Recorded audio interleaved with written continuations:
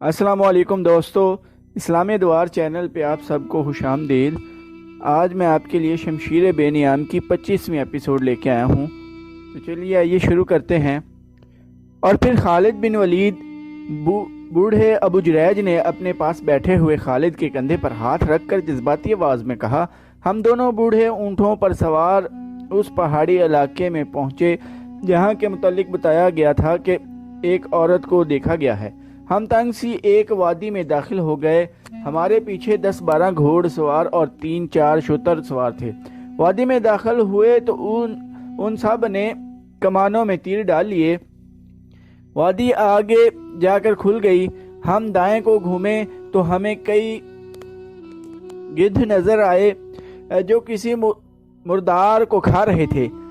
एक सहराई लोमड़ी गिद्धों में से दौड़ती हुई निकली। मैंने देखा कि उसके मुंह में एक इंसानी बाजू था। हम आगे गए, 2 और लोमड़ियां भागी और गिद्ध उड़ गए। वहां इंसानी हड्डियां बिखरी हुई थीं। सर अलग पड़ा था।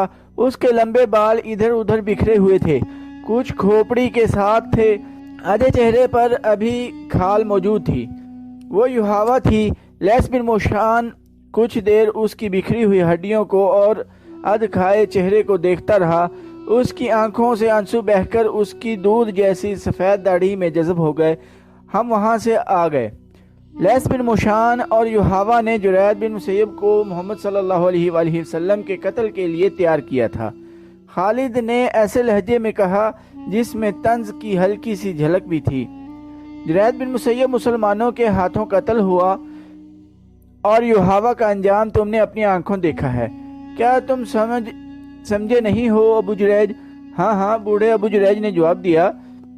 लैस बिन मुशान के जादू से मोहम्मद सल्लल्लाहु अलैहि वसल्लम का जादू ज्यादा तेज और ताकतवर है। लोग ठीक कहते हैं कि मोहम्मद सल्लल्लाहु अलैहि वसल्लम के हाथ में जादू है। इस जादू का ही करिश्मा है कि उसके मजहब को लोग मानते ही चले जा रहे हैं। जुरैद को कत्ल होना ही था। मेरे बुजुर्ग दोस्त खालिद ने कहा, इस बदरूह के किस्से मदीने में भी पहुंचे होंगे, लेकिन वहां कोई नहीं डरा होगा। मोहम्मद सल्लल्लाहु अलैहि वसल्लम के पैरोकारों ने तस्लीम ही नहीं किया होगा कि ये जिन भूत या बदरूह है। मोहम्मद सल्लल्लाहु अलैहि वसल्लम के पैरोकारों को डरने की क्या जरूरत है? अबू जुरैज ने कहा, मोहम्मद सल्लल्लाहु अलैहि वसल्लम के जादू ने मदीना के गिर्द हिसार खींचा हुआ है। मोहम्मद सल्लल्लाहु अलैहि वसल्लम को कत्ल नहीं किया जा सकता। वो ओहद की लड़ाई में जख्मी हुआ और जिंदा रहा। तुम्हारा और हमारा इतना ज्यादा लश्कर मदीना की ईंट से ईंट बजाने गया तो ऐसी आंधी आई कि हमारा लश्कर तितर बितर होकर भागा। मैदान जंग में मोहम्मद सल्लल्लाहु अलैहि वसल्लम के सामने जो भी गया उसका दिमाग जवाब दे गया। क्या तुम जानते हो मोहम्मद सल्लल्लाहु अलैहि वसल्लम के कत्ल की एक और कोशिश नाकाम हो चुकी है? सुना था, खालिद ने कहा। पूरी बात का इल्म नहीं। ये खैबर का वाक़या है, अबू जुरैज ने कहा। मुसलमानों ने खैबर के यहूदियों पर चढ़ाई की तो यहूदी एक दिन भी मुकाबले में जम न सके। फरेबकार कौम मैदान में नहीं लड़ सकती। खालिद ने कहा, यहूदी पीठ पर वार किया करते हैं और वो उन्होंने खैबर में किया। अबू जुरैज ने कहा, यहूदियों ने मुकाबला तो क्या किया था, लेकिन उन पर मोहम्मद सल्लल्लाहु अलैहि वसल्लम का खौफ पहले ही तारी हो गया था। मैंने सुना था कि जब मुसलमान खैबर के मकाम पर पहुंचे तो यहूदी मुकाबले के लिए निकल आए। उनमें से बाज मोहम्मद सल्लल्लाहु अलैहि वसल्लम को पहचानते थे। किसी ने बुलंद आवाज से कहा, मोहम्मद सल्लल्लाहु अलैहि वसल्लम भी आया है। फिर किसी और ने चला कर कहा, मोहम्मद सल्लल्लाहु अलैहि वसल्लम भी आया है। यहूदी लड़े तो सही, लेकिन उन पर मोहम्मद सल्लल्लाहु अलैहि वसल्लम का खौफ ऐसा सवार हुआ कि उन्होंने हथियार डाल दिए। अबू जुरैज ने खालिद को खैबर के मार्के की रुदाद सुनाकर एक यहूदन का किस्सा सुनाया। फतह खैबर के बाद रसूलुल्लाह सल्लल्लाहु अलैहि वसल्लम ने वहां चंद दिन क़याम किया और बनी अदी के भाई अंसारी को खैबर का अमीर मुकर्रर किया। इसी मौका पर जब फतह खैबर के बाद माल गनीमत तकसीम हो रहा था, रसूलुल्लाह सल्लल्लाहु अलैहि वसल्लम ने फरमाया था, अगर मुझे अपनी آنے والی امت کی مفلسی کا اندیشہ نہ ہوتا تو میں ہر وہ ملک جو فتح ہوتا فاتح مجاہدین میں تقسیم کر دیتا، لیکن میں ہر مفتوحہ ملک کو آنے والی امت کے لیے ورثے میں چھوڑ جاؤں گا۔ یہودیوں نے شکست کھائی تو انہوں نے رسول کریم صلی اللہ علیہ وآلہ وسلم سے وفاداری کا اظہار شروع کر دیا۔ ایسے مظاہرے کیے جن سے پتہ چلتا تھا کہ مسلمانوں کی محبت سے یہودیوں کے دل لبریز ہیں۔ انہی دنوں جب رسول کریم صلی اللہ علیہ وآلہ وسلم خیبر میں ہی تھے، ایک یہودن نے آپ صلی اللہ علیہ وآلہ وسلم کو اپنے ہاں کھانے پر مدعو کیا۔ اس نے عقیدت مندی کا اظہار ایسے جذباتی طریقے سے کیا کہ رسول اللہ صلی اللہ علیہ وآلہ وسلم نے اسے مایوس کرنا مناسب نہ سمجھا۔ آپ صلی اللہ علیہ وآلہ وسلم اس کے گھر چلے گئے۔ آپ صلی اللہ علیہ وآلہ وسلم کے ساتھ بشیر بن البارہ تھے۔ آنکھیں بچھائیں اور آپ صلی اللہ علیہ وآلہ وسلم کو کھانا پیش کیا۔ اس نے سالم دمبا بھونا تھا۔ اس نے رسول اللہ صلی اللہ علیہ وآلہ وسلم سے پوچھا کہ آپ کو دمبے کا کون سا حصہ پسند ہے؟ آپ صلی اللہ علیہ وآلہ وسلم نے دستی پسند فرمائی۔ یہودن دمبے کی دستی کاٹ لائی اور رسول خدا صلی اللہ علیہ وآلہ وسلم اور بشیر رضی اللہ عنہ بن البارہ کے آگے رکھ دی۔ بشیر رضی اللہ عنہ بن البارہ نے ایک بوٹی کاٹ کر منہ میں ڈال لی۔ رسول اکرم صلی اللہ علیہ وآلہ وسلم نے بوٹی منہ میں ڈالی مگر اگل دی۔ مت کھانا بشیر رضی اللہ عنہ، آپ صلی اللہ علیہ وآلہ وسلم نے فرمایا، اس گوشت میں زہر ملا ہے۔ بشیر رضی اللہ عنہ بن البارہ بوٹی چبا رہے تھے۔ انہوں نے اگل تو دی لیکن زہر لباب دہن کے ساتھ حلق سے اتر چکا تھا۔ اے یہودن، رسول خدا صلی اللہ علیہ وآلہ وسلم نے فرمایا، کیا میں غلط کہہ رہا ہوں کہ تو نے اس گوشت میں زہر ملایا ہے؟ یہودن انکار نہیں کر سکتی تھی، اس کے جرم کا ثبوت سامنے آ گیا تھا۔ بشیر رضی اللہ عنہ بن البارہ حلق پر ہاتھ رکھ کر اٹھے اور چکرا کر گر پڑے۔ زہر اتنا تیز تھا کہ اس نے بشیر رضی اللہ عنہ کو پھر اٹھنے نہ دیا۔ وہ زہر کی تلخی سے تڑپے اور فوت ہو گئے۔ اے محمد صلی اللہ علیہ وآلہ وسلم، یہودن نے بڑی دلیری سے اعتراف کیا، خدا یہودا کی قسم، یہ میرا فرض تھا جو میں نے ادا کیا۔ رسول اللہ صلی اللہ علیہ وآلہ وسلم نے اس یہودن اور اس کے خاوند کے قتل کا حکم فرمایا، اور خیبر کے یہودیوں کے ساتھ آپ صلی اللہ علیہ وآلہ وسلم نے جو مشفقانہ رویہ اختیار کیا تھا وہ ان کی ذہنیت کے مطابق بدل ڈالا۔ ابن اسحاق لکھتے ہیں، مردان بن عثمان نے مجھے بتایا تھا کہ رسول خدا صلی اللہ علیہ وآلہ وسلم آخری مرض میں مبتلا تھے۔ آپ صلی اللہ علیہ وآلہ وسلم نے وفات سے 2-3 روز پہلے بشیر رضی اللہ عنہ بن البارہ کو، جب وہ آپ صلی اللہ علیہ وآلہ وسلم کے پاس بیٹھی تھیں، فرمایا تھا، بشیر، میں آج بھی اپنے جسم میں اس زہر کا اثر محسوس کر رہا ہوں جو اس یہودن نے گوشت میں ملایا تھا۔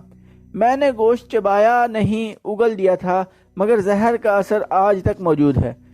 اس میں شک و شبہ کی گنجائش نہیں کہ رسول اللہ صلی اللہ علیہ وآلہ وسلم کی آخری بیماری کا باعث یہی زہر تھا۔ محمد صلی اللہ علیہ وآلہ وسلم کو کوئی قتل نہیں کر سکتا، خالد نے کہا۔ آخر کب تک؟ ابو جریج نے کہا، اس کا جادو کب تک چلے گا؟ اسے ایک نہ ایک دن قتل ہونا ہے۔ ابو جریج نے خالد کے قریب ہوتے ہوئے پوچھا، کیا تم نے محمد صلی اللہ علیہ وآلہ وسلم کے قتل کی کبھی کوئی ترکیب سوچی ہے؟ کئی بار، خالد نے جواب دیا۔ جس روز میرے قبیلے نے بدر کے میدان میں شکست کھائی تھی، اس روز سے محمد صلی اللہ علیہ وآلہ وسلم کو اپنے ہاتھوں قتل کرنے کی ترکیبیں سوچ رہا ہوں، لیکن میری ترکیب کارگر نہیں ہوئی۔ کیا وہ ترکیب مجھے بتاؤ گے؟ کیوں نہیں، خالد نے جواب دیا۔ بڑی آسان ترکیب ہے، یہ ہے کھلے میدان میں آمنے سامنے کی لڑائی، لیکن میں ایک لشکر کے مقابلے میں اکیلا نہیں لڑ سکتا۔ ہم 3 لڑائیاں ہار چکے ہیں، خدا کی قسم، ابو جریج نے کہا لگا کر کہا۔ میں نے کبھی نہیں سوچا تھا کہ ولید کا بیٹا بے وقوف ہو سکتا ہے۔ میں یہودیوں جیسی ترکیب کی بات کر رہا ہوں، میں دھوکے اور فریب کی بات کر رہا ہوں۔ محمد صلی اللہ علیہ وآلہ وسلم کو تم آمنے سامنے کی لڑائی میں نہیں مار سکتے۔ اور تم اسے فریب کاری سے بھی نہیں مار سکتے۔ خالد نے کہا، فریب کبھی کامیاب نہیں ہوا۔ بوڑھا ابو جریج خالد کی طرف جھکا اور اس کے سینے پر انگلی رکھ کر بولا، کسی اور کا فریب ناکام ہو سکتا ہے، یہودیوں کا فریب ناکام نہیں ہوگا۔ اس کی وجہ یہ ہے کہ فریب کاری یہودیوں کے مذہب میں شامل ہے۔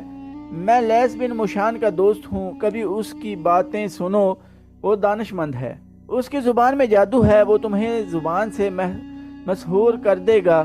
وہ کہتا ہے کہ سال لگ جائیں گے، صدیاں گزر جائیں گی، آخر فتح یہودیوں کی ہوگی۔ دنیا میں کامیاب ہوگا تو صرف فریبی کامیاب ہوگا۔ مسلمان ابھی تعداد میں تھوڑے ہیں، اس لیے ان میں اتفاق اور اتحاد ہے۔ ان کی تعداد بڑھ گئی تو یہودی ایسے طریقوں سے ان میں تفرقہ ڈال دیں گے کہ مسلمان آپس میں لڑتے رہیں گے اور سمجھ نہ سکیں گے کہ یہ یہودیوں کی کارستانی ہے۔ محمد صلی اللہ علیہ وآلہ وسلم انہیں یکجان رکھنے کے لیے کب تک زندہ رہے گا؟ خالد اٹھ کھڑا ہوا، ابو جریج بھی اٹھا۔ خالد نے دونوں ہاتھ آگے کیے، ابو جریج نے اس کے ہاتھ اپنے ہاتھوں میں لے لیے۔ مصافحہ کر کے خالد اپنے گھوڑے پر سوار ہو گیا۔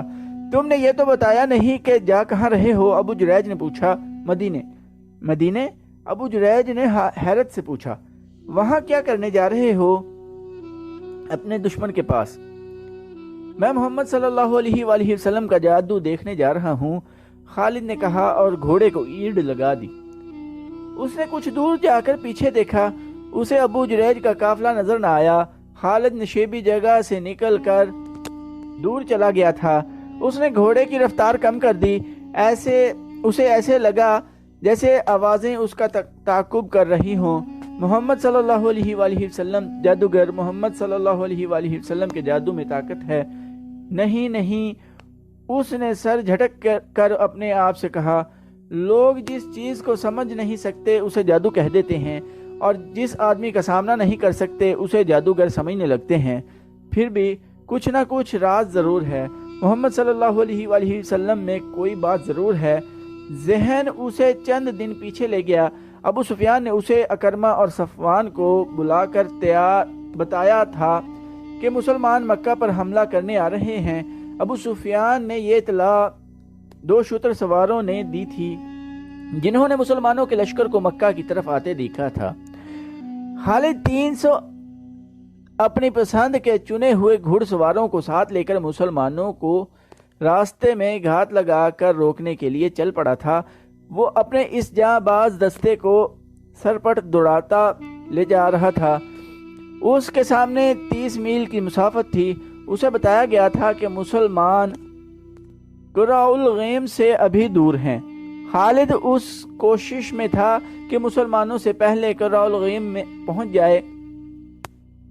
مکہ سے 30 میل ایک پہاڑی سلسلہ تھا جو گھات کے لیے موزوں تھا۔ اگر مسلمان پہلے وہاں پہنچ جاتے تو خالد کے لیے جنگی حالات دشوار ہو جاتے۔